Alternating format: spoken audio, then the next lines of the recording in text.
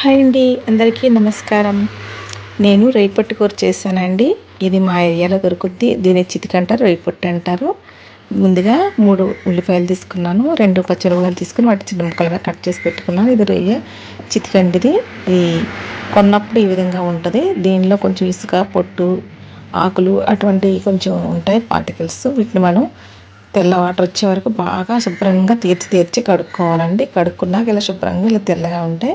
చితుకు రొయ్య పొట్టు అంటే ఏమి లేదండి, రొయ్య పిల్లలు చిన్నవి బాగా ఫస్ట్ స్టేజ్ ఉండేవి. ఇప్పుడు గిన్నెలో ఆయిల్ వేసుకొని వేడెక్కిన తర్వాత ఉల్లిపాయ పచ్చిమిరపకాయ ముక్కల్ని మీడియం మంట మీద మగ్గబెడుతున్నానండి.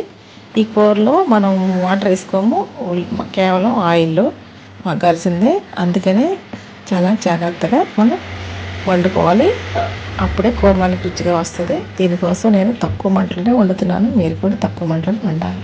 ఈ విధంగా ఉల్లిపాయలను గోల్డెన్ బ్రౌన్ కలర్లో వానివ్వాలి. వచ్చాక కొంచెం మనం కూరకు సరిపడగా కొంచెం ఉప్పు వేసుకోవాలి, అలాగే పసుపు కూడా వేసుకోవాలి.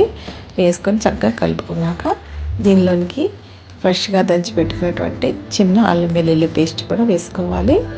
ఈ అల్లం వెల్లుల్లి పేస్ట్ని మనము పచ్చివాసన పోయేదాకా వేయించుకోవాలి. ఇలా వేయించుకున్న తర్వాత దీనిలోనికి మనం కొంచెం ఈ అల్లం వెల్లుల్లి పేస్ట్ ఇప్పుడు కూడా ఫ్రెష్గా దంచుకుంటేనే టేస్ట్ బాగుంటుంది. కాబట్టి మనం ఫ్రెష్గా దంచుకోవాలి. దీనిలోనికి మనం ఈ రొయ్యి పొట్టుని వేసేద్దాం.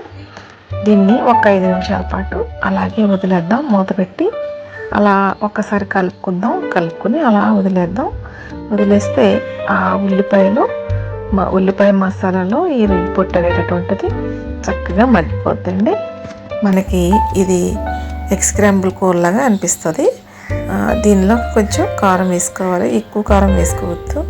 ఎక్కువ కారం వేసుకుంటే కారం వాసన వస్తుంది. కొంచెం కారం వేసుకుంటే సరిపోద్ది.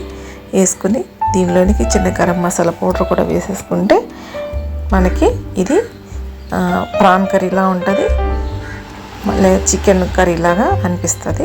దీనిలో మనం మామిడికాయ ముక్కలు కూడా వేసుకొని వండుకుంటే పుల్లగా బాగుంటుంది. దీనిలోనికి కొంచెం కరివేపాకు, కొత్తిమీర వేసుకుంటే హైలైట్ అనమాట.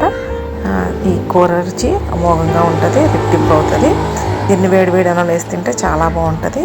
మన ఛానల్ చూస్తున్న మీరు అందరూ కూడా లైక్ చేయండి, షేర్ చేయండి, సబ్స్క్రైబ్ చేసుకోండి, కామెంట్ చేయడం మర్చిపోకండి. మరి ఇప్పుడు ఈ కొత్తిమీర వేసుకున్న తర్వాత ఈ కొత్తిమీర కలిసేలాగా కూర అంతా ఒక్కసారి కలుపుకుంటే గుమ్మలాడే రొయ్యి పొట్టు కూర మనకి తయారైపోయింది. ఇంకా మనం హ్యాపీగా తినేయచ్చు. ఓకేనా అండి?